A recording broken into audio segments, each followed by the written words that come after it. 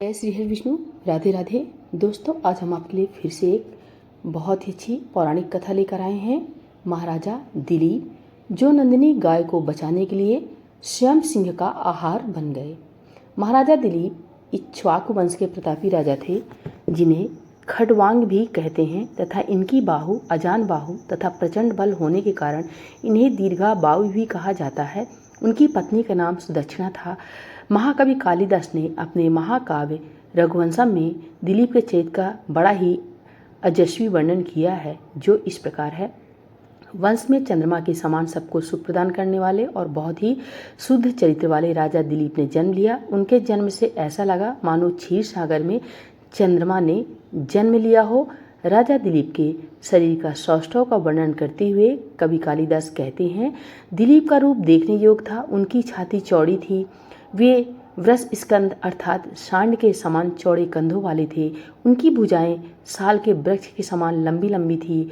उनका अपार तेज देखकर ऐसा जान पड़ता था कि मानो क्षत्रियों का जो वीरत्व धर्म है उनके शरीर में यह समझकर प्रविष्ट हो गया हो कि सज्जनों की रक्षा और दुर्जनों के संहार करने का जो उसका काम है वह इस शरीर के माध्यम से अवश्य पूर्ण हो सकेगा।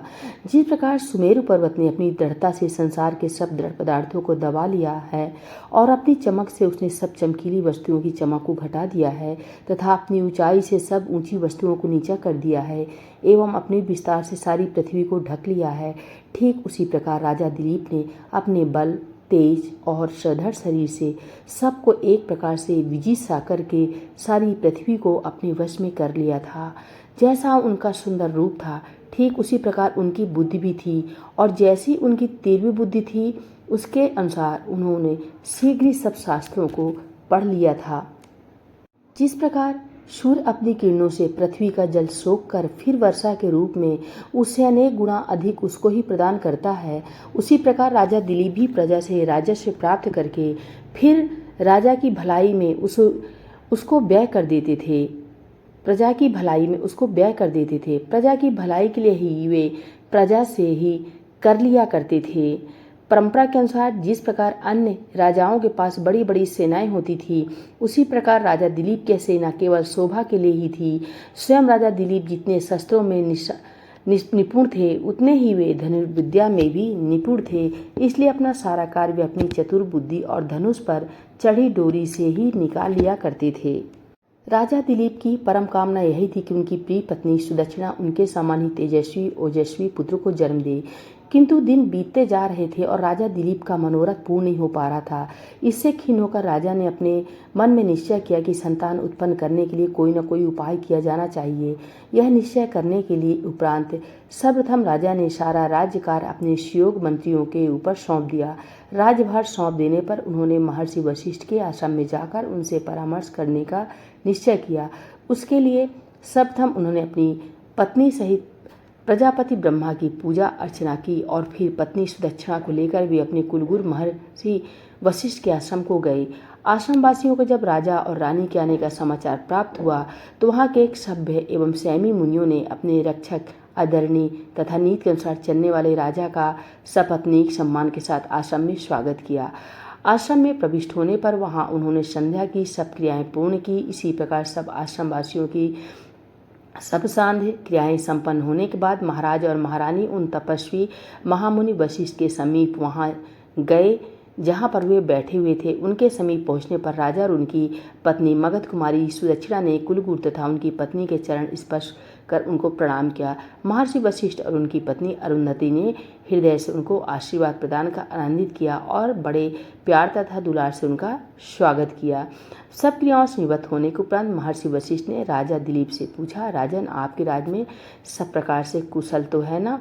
राजा दिलीप ने केवल शास्त्रार्थ विद्या के संचालन में ही निपुण नहीं थे, वे केवल अपनी वीरता से ही उन्होंने अनेकानेक नगर जीते थे। वे बातचीत में भी उतने ही कुशल थे।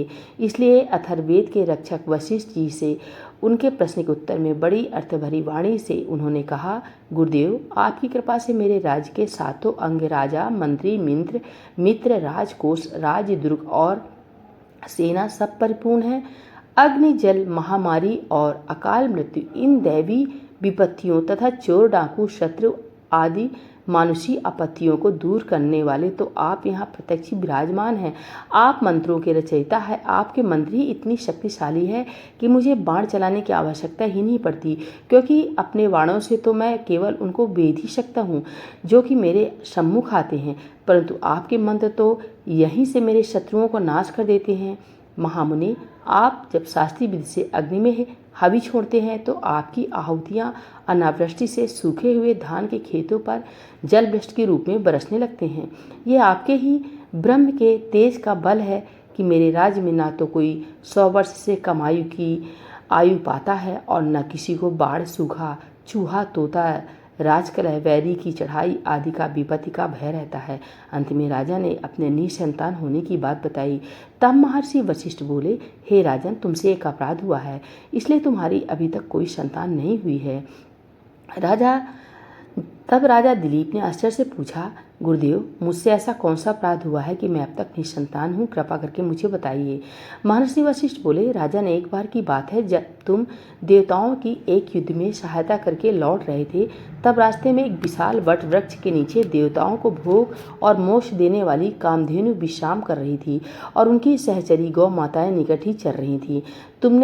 तुम्हारा अपराध यह है कि तुमने शीघ्रतावश अपना विमान रोककर उन्हें प्रणाम नहीं किया, जबकि राजन, यदि रास्ते में कहीं भी गोवंश दिखे तो दाईं ओर होकर राह देते हुए उन्हें प्रणाम करना चाहिए। यह बात तुम्हें गुरुजनों द्वारा पूर्व काल में ही बताई जा चुकी थी, लेकिन फिर भी तुमने गौवंश का अपमान और गुरु आज्ञा का उल्लंघन किया है। इसलिए राजन, तुम्हारे घर में अभी तक कोई संतान नहीं हुई है।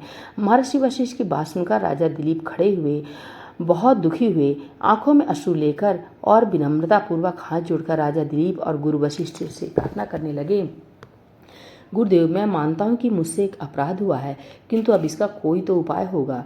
तब महर्षि वशिष्ठ बोले, एक उपाय है राजन, यह है मेरी गाय नंदिनी, जो है कामधेनु की ही पुत्री है। इसे ले जाओ, इसके संतुष्ट होने तक दोनों पति पत्नी इनकी सेवा करो और इसी के दूध का सेवन करो। यह संतुष्ट होगी तो तुम्हें पुत्र रत्न की प्राप्ति होगी। ऐसा आशीर्वाद देकर महर्षि वशिष्ठ ने राजा दिलीप को विदा किया। अब राजा दिलीप प्राण प्रण से नंदिनी की सेवा में लग गए। जब नंदिनी चलती तो वह भी उसी के साथ चलते, और जब वह रुक जाती तो वह भी रुक जाते। दिन भर उसे चराकर संध्या को उसके दूध का सेवन करके उसी पर निर्वाह करते थे। एक दिन संयोग से एक सिंह ने नंदिनी पर आक्रमण कर दिया और उसे दबोच लिया। उस समय राजा दिलीप कोई अस्त्र शस्त्र चलाने में भी असमर्थ हो गया। कोई उपाय न देख राजा दिलीप सिंह से प्रार्थना करने लगे, हे वनराज, कृपा करके नंदिनी को छोड़ दीजिए। यह मेरे गुरु वशिष्ठ की सबसे प्रिय गाय है। मैं आपके भोजन की अन्य व्यवस्था कर दूंगा। तब सिंह बोला, नहीं राजन, यह गाय मेरा भोजन है, अतः मैं उसे नहीं छोड़ूंगा। इसके बदले तुम अपने गुरु को सहस्त्रों गायों दे सकते हो। बिल्कुल निर्बल होते हुए राजा दिलीप बोले, हे वनराज, आप इसके बदले मुझे खा लो, लेकिन मेरे गुरु की गाय नंदिनी को छोड़ दो। तब सिंह बोला, यदि तुम्हें प्राणों का मोह नहीं है तो इसके बदले स्वयं को प्रस्तुत करो, मैं इसे अभी छोड़ दूंगा। कोई उपाय न देख राजा दिलीप ने सिंह का प्रस्ताव स्वीकार कर लिया और स्वयं सिंह का आहार बनने के लिए तैयार हो गया। सिंह ने नंदिनी गाय को छोड़ दिया और राजा को खाने के लिए उसकी ओर झपटा, लेकिन तत्क्षण हवा में गायब हो गया। तब नंदिनी गाय बोली, उठो राजन, यह मायाजाल मैंने ही आपकी परीक्षा लेने के लिए रचा था। जाओ राजन, तुम दोनों दंपत्ति ने मेरे दुग्ध पर निर्वाह किया है, अतः तुम्हें एक गुणवान, बलवान और बुद्धिमान पुत्र की प्राप्ति होगी। इतना कहकर नंदिनी अंतर्ध्यान हो गई। उसके कुछ दिनों बाद नंदिनी के आशीर्वाद से महारानी सुदक्षिणा ने एक पुत्र को जन्म दिया। रघु के नाम से विख्यात हुआ और उससे पराक्रम के कारण ही इस वंश को रघुवंश के नाम से जाना जाता है। तो दोस्तों, आज की ये कहानी कैसी लगी? अच्छी लगी हो प्लीज़ कमेंट द्वारा बताइए और लाइक कीजिए, चैनल को सब्सक्राइब करें। नमस्कार।